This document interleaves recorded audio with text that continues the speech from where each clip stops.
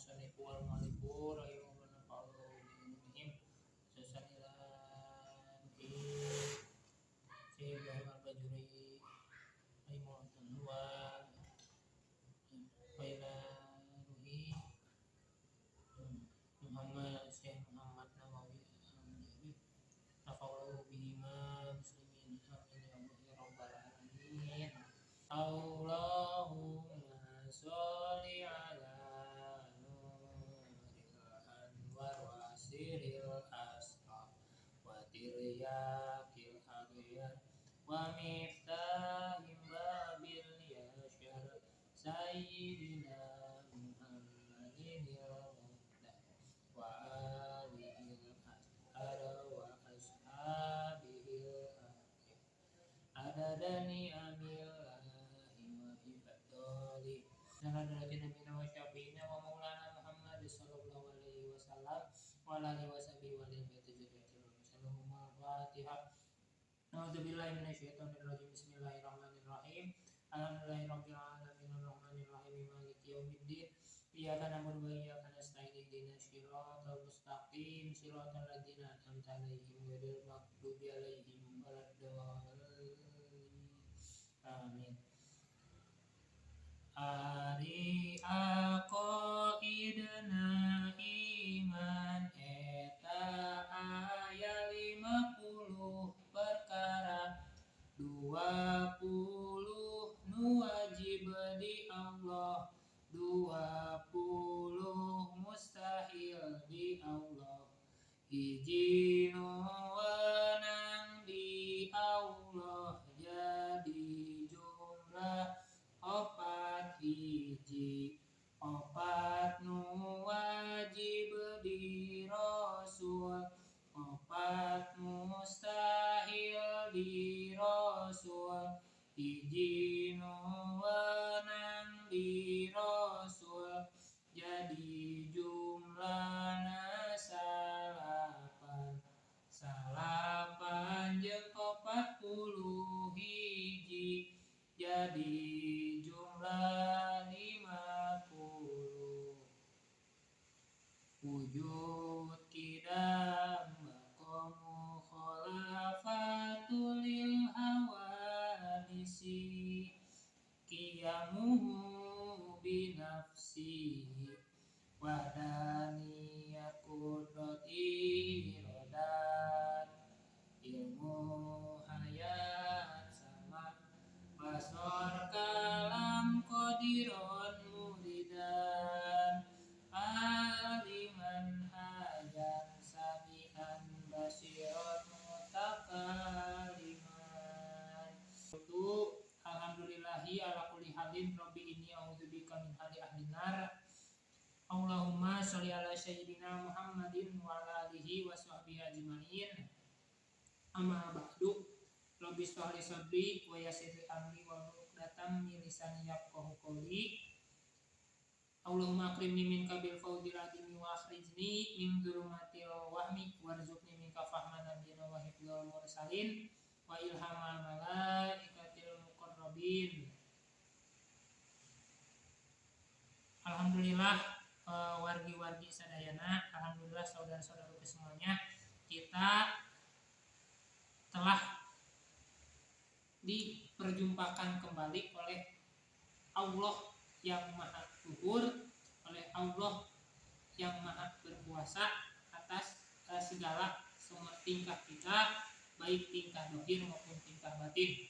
Alhamdulillah juga kita sudah melewati bulan penuh kemarin. Alhamdulillah kita sudah sekarang kita sudah memasuki di bulan yang baru, di bulan yang fitrah, di bulan yang suci, di bulan yang bersih ya, di bulan yang bersih. Nah, oleh karena itu saya mengucapkan taqabbalallahu minna wa minkum siyamana wa siyamakum. Semoga Allah menerima seluruh amal ibadah kita, terutama puasa beserta seluruh kegiatan-kegiatan yang berada dalam lingkup puasa maupun semua kegiatan-kegiatan yang dikaitkan terhadap puasa. Mohon maaf lahir dan batin, barangkali di sebelum-sebelumnya saya masih banyak kekurangannya, masih banyak kelemahannya, saya mohon maaf. Semoga Allah menerima dan mengampuni, juga menerima dan mengampuni saudara-saudara semua.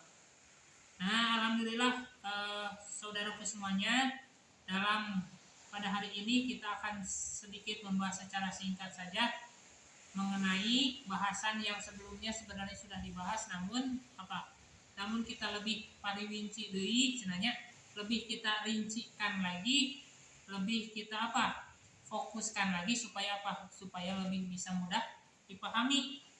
Apa itu? Nah, sebelumnya kita membahas tentang bismillah, haknya bismillah ya. Kemarin begitu pentingnya, bahkan satu amal ketika tanpa dibarengi dengan bismillah ada yang menyebutkan cacat, terputus dan sebagainya ya.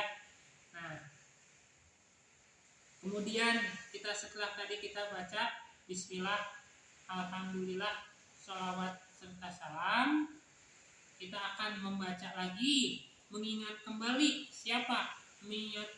sebuah karangan yang begitu luar biasa dari Syekh Ibrahim Al-Bajuri, yang dimana karangan ini diperjelas kembali oleh siapa? Syekh Muhammad Nawawi Al-Bantani atau Al-Jawi ya. Merupakan ulama kebanggaan dari negara kita Indonesia ya. Nah, sebagaimana Syekh Ibrahim Al-Bajuri menjawab daripada pertanyaan, daripada permintaan dari Ba'dul Ikhwan yang telah dijelaskan sebelumnya, yang dimana karangan ini kita ringkas saja membahas tentang apa? Tentang isinya daripada karangan ini ada apa? Ada tentang sifat ilmu tauhidan ya. Dimana kita ketahui bahwa ilmu tauhid itu mengaji ilmu tauhid hukumnya apa? Fardu ain. Apa itu fardu ain? Perkara yang harus dilakukan, barina untuk bisa diwakilkan atau tidak bisa diwakilkan. Dimana misalnya suaminya sibuk bekerja, ngaji fardu ain diwakilkan ke istrinya, diwakilkan kepada istrinya, tidak bisa ya. Harus suaminya tetap harus mengaji fardu ain, atau istrinya sibuk di rumah, sok wakilkan sama suaminya. Kalau suaminya bisa mengajarkan, kemudian tidak apa-apa, baik. Tapi ketika tidak bisa mengajarkan, tanggung jawab suami harus memberikan pemahaman, memberikan pengetahuan, memberikan pengajaran tentang fardu ain. Jika tidak bisa oleh dirinya, maka mewakilkan kepada orang lain. Nah, itu wajib ya. Nah, di mana kitab ini kita akan membahas tentang akidah yang sangat penting banget gatikna katanya, teramat sangat pentingnya untuk siapa? Untuk seluruh orang-orang mukallaf. Apa itu mukallaf? Yang berakal dan sudah balik berakal ya. Nah, untuk kita semua itu pentingnya. Apa isinya? Isinya tentang ketauhidan yang semua isinya ada 50 ya. Tauhid naon bahasa gampangnya ini merupakan apa? Tauhidnya seluruh umat manusia yang berdasarkan ijtihadiyah ya, berdasarkan kiasnya daripada imam-imam Ahlussunnah wal Jamaah ya. Imamaini, 2 imam Ahlussunnah wal Jamaah. Nah, dimana semuanya tadi sudah dijelaskan melalui syair bahwa yang akan dijelaskan adalah 50. Apa saja 50? Yang 50 dibagi 2, 1 untuk Allah, 1 untuk Nabi Muhammad, untuk Rasul. Nah, di mana untuk Allah ada 41, untuk Nabi Muhammad ada berapa? Ada 9 ya. Berarti 41 jeung 9 jadi sabaraha? Jadi 50. Nah, kemudian yang 41 untuk Allah dan 9 untuk Nabi Muhammad ini dibagi jadi 3. Apa saja? 1, perkara yang wajib. Nah, harus ada ini namanya. Kedua, perkara yang mustahil. Karena setiap adanya satu perkara pasti ada unsur kebalikan. Contohnya seperti misalnya setiap ada siang pasti ada malam ya. Setiap ada siang pasti ada malam. Nah, setiap ada yang manis pasti ada yang pahit gitu. Nah, atau misalnya begini, setiap ada tadi rumusnya ya, setiap ada yang wajib pasti ada kebalikan. Contohnya gini, misalnya ketika orang sholatnya sudah betul, kemudian wudhunya sudah betul, kemudian mandi besarnya juga sudah betul ya, atau dia tidak ada yang membatalkan ketika sholat, maka sholatnya wajib diterima gitu ya. Nah, sedangkan ketika satu orang sholat kemudian terwudu, orang itu tidak berwudu, maka maka sholatnya bisa dibilang mustahil untuk diterima. Nah, itu setiap ada yang wajib pasti ada yang mustahil. Sifat yang wajib bagi Allah, sifat mustahilnya bagi Allah, wajibnya bagi Rasul, mustahilnya bagi Rasul. Lalu ada yang ketiga, bagian ketiga sifat yang jaiz, sifat yang boleh ada di Allah dan boleh ada di Rasul ya. Nah, sini sedikit saja ya wargi-wargi saudaraku semuanya, muslimin wal muslimat yang dirahmati Allah. Ini sedikit saja. Bismillahirrahmanirrahim. Fayajibu lan wajib fi haqqihi ta'ala ing dalam hakke Allah, tingkah Allah ta'ala alaimahalu di Allah al wujudu, sifat wujud, wadiduhu lan utawi lalawanane ieu sifat wujud iku al adamu, sifat adam. Tegese orang nono wadalilu lan utawi dalile oleh jadi dalika ing atase mengkono ala dalika hadi dalika wujudi hadihi makhlukati ing atase mengkono onone ikilah piro-piro makhluk ya. Nah, ini sedikit kita bahas saja tentang ya fayajibu, maka wajib fi haqqihi ta'ala, dalam haknya Allah ta'ala, apa yang diwajibkan ya. Nah, berarti tadi sesuatu yang ada yang wajib adanya, berarti harus juga ada kemustahilannya. Nah, kita bahas dulu yang wajib adanya dulu ya. Fayajibu, maka wajib fi haqqihi ta'ala, dalam haknya, dalam keberadaannya, atau di dalam yang Allah Ta'ala, atau semua yang ini yang di dalam hati kita disebut dengan Tuhan, harus memiliki syarat-syarat. Ada 20 syarat ketuhanan. Nah, itu masih yang pertama saja, yang wujud.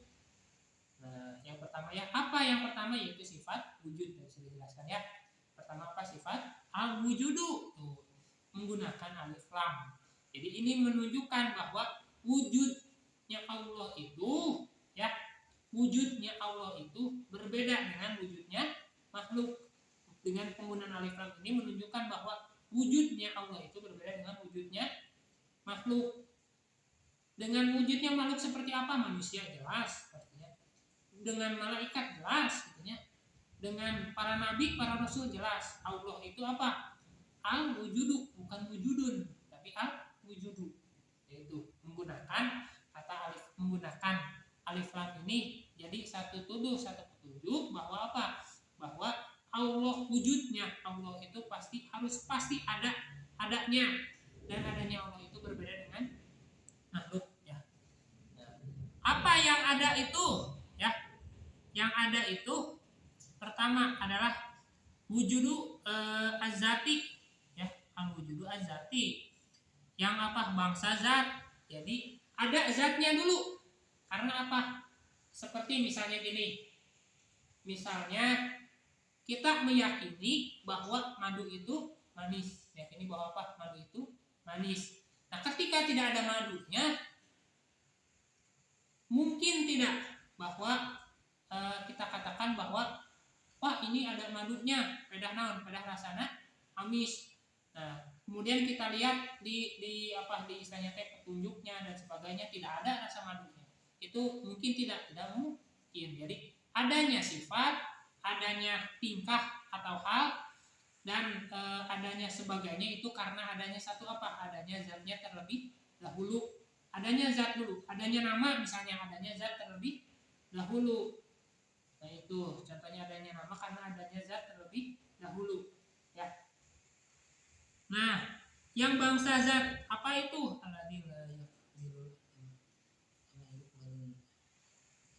Ya. Itu perkara yang tidak menerima, tidak ada bahwa Allah itu tidak akan menerima ketiadaan. Jadi mustahil Allah hilang walau hanya sedetik, mustahil. Beda jeung manusia mustahil tidak, misalnya sehat 65 tahun. Misalnya dia dikasih umur berapa? 65 tahun. Dia sehat selama 65 tahun. Kemudian orang itu stres atau hilang akal selama 1 detik selama hidupnya, mungkin tidak. Itu adalah perkara yang mungkin, ya.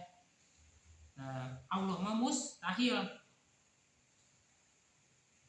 Jalan wala abadana.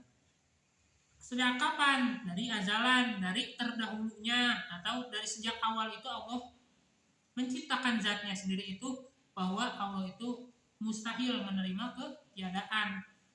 Wala abadan, dan tidak akan dan selamanya, dari mulai awal sampai akhir Allah itu mustahil menerima ketiadaan.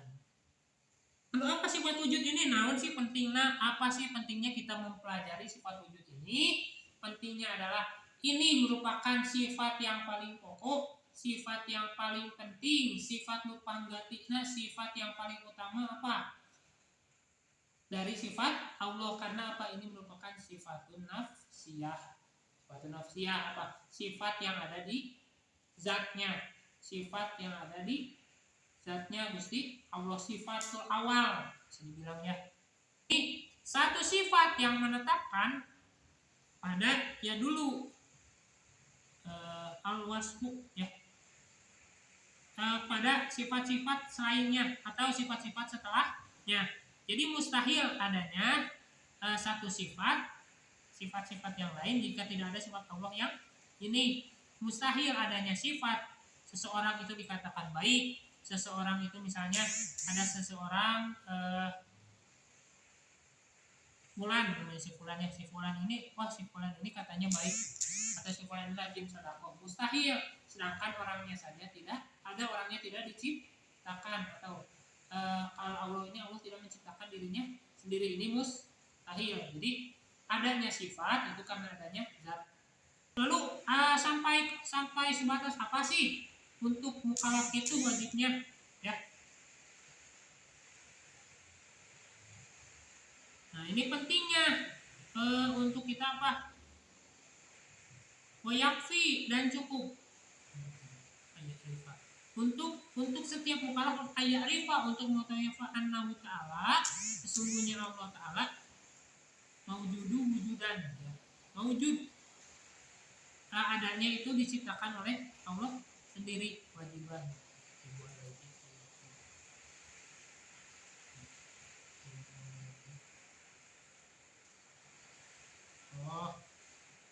Nah, lalu bagaimana hukumnya? Alayajibu alaihi. Bagaimana hukumnya untuk kita, ya? Ya, Pak, untuk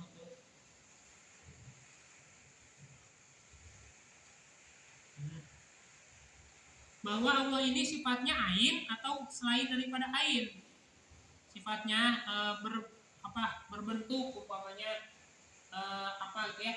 Untuk bilahlah sifatnya itu berbentuk, umpamanya seperti yang bisa kita lihat oleh mata, atau selain bentuknya, atau berupa sifat saja dan sebagainya, ya. Nah, atau selain daripada ain lah.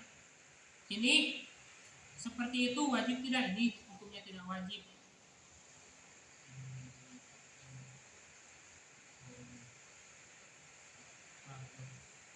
Sedangkan karena perkara tersebut diwajibkan untuk siapa? Untuk ahli daripada ilmu kalam, ya. Jika kita bukan ahli ilmu kalam, maka kita tidak wajib untuk mengetahui, kita serahkan saja pada ahlinya. Tapi kalau belajar tidak apa-apa, wajib. Nah, kalau belajar apa? Tidak apa-apa, bagus, ya. Wadiduhu lan lawanan nas. Tadi setiap ada perkara yang wajib pasti ada apa? Kebalikan. Seperti ada siang, ada malam, ada siang, ada pagi, ada sore dan sebagainya. Ada hitam, ada putih. Wadiduhu, dan lawanan daripada sifat wujud itu apa? Adamu adalah tidak ada. Nah, wadalilu ala dalika, dan dalilnya terhadap sifat tidak ada, sifat adanya Allah itu apa?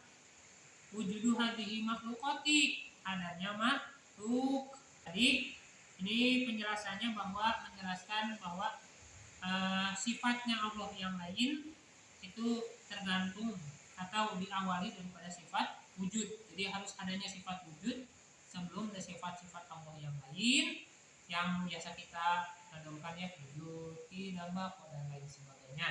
Nah itu kita ringkas saja buat hari ini.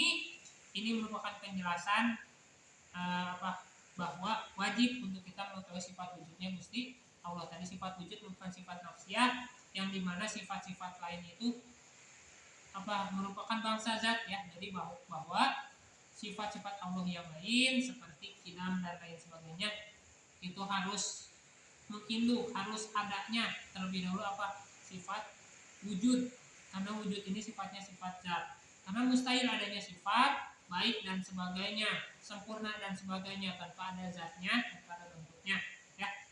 Segitu saja, mudah-mudahan bisa bermanfaat buat bagi semuanya. Wabillahi taufiq wal hidayah.